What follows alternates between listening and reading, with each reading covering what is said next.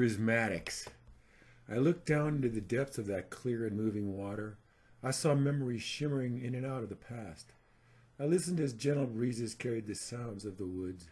I heard echoes of other times returning from far down the canyon. I stroked the gnarly bark of an ancient evergreen. I felt the calm which flowed from far beneath its surface. I breathed deeply of the earth, moistened by the gentle rains.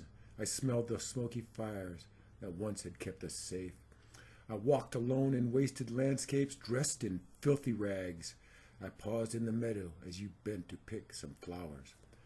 I worked with hateful strangers and counted each and every minute. I tried to hold on to every moment in which we sat in peace. I steeped in all the influences that droned on about me from all sides. I drew only upon the faint but clear light that I found within. I groped my way in the mists of the profoundest of confusion. I lost my sight while searching, but began to gain a vision. I read of far-off galaxies and creatures that lived long ago. I began to understand the anxiety which had marked me my whole life through. I gazed upon the yellow aspen leaves as they trembled in the fall. I felt my spirit rise into the deep blue sky which framed them. I sensed the gentle return of spring upon my cheeks and forehead. I no longer had a need to stare straight into the sun, to be sure.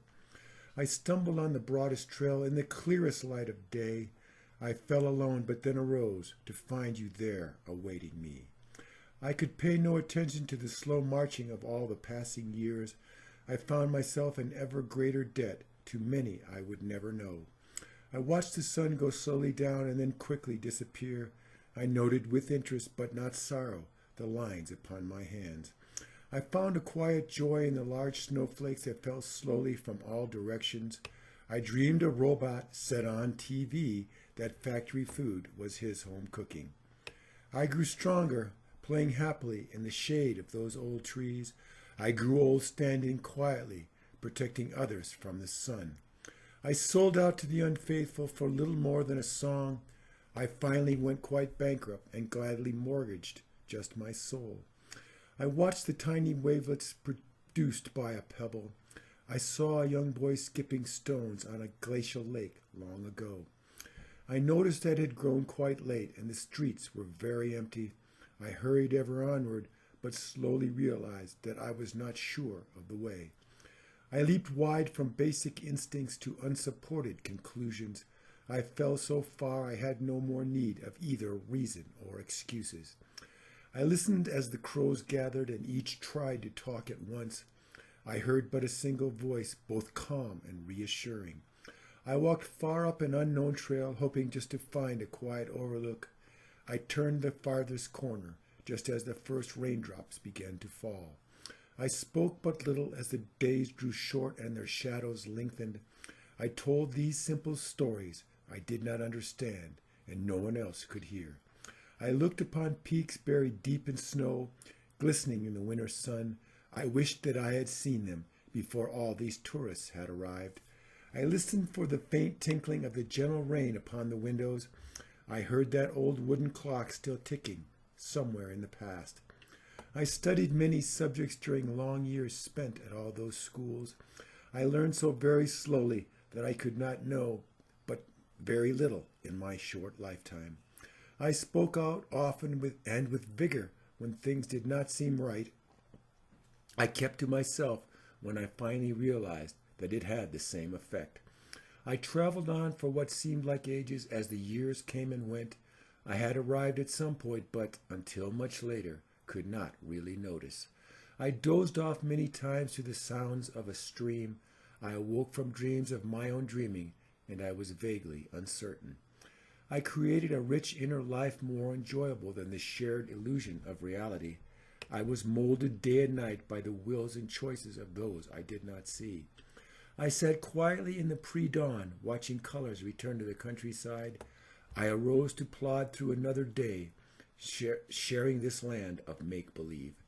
I went so far back through my life that there were no longer any memories. I concluded there must come another time like that, and very soon.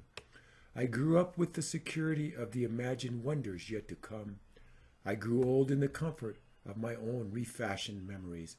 I imagined the world as it still might have become.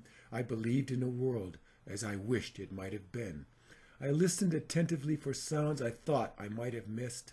I heard snatches of blissful silence, punctured by raucous outbursts. I set out on my way with trepidation, doubt, and uncertainty. Many years ago, I traveled far with strangers and, happily, had no home to return to. I walked softly into the meadow with the sunrise at my back. I helped trample many of the finer things into the mud with my boots. I dismissed as unimportant their dogma that could have gained me success. I weaved odd snatches of facts into a threadbare cloak of illusion. I wished only to live peacefully, searching for a bit of quiet joy.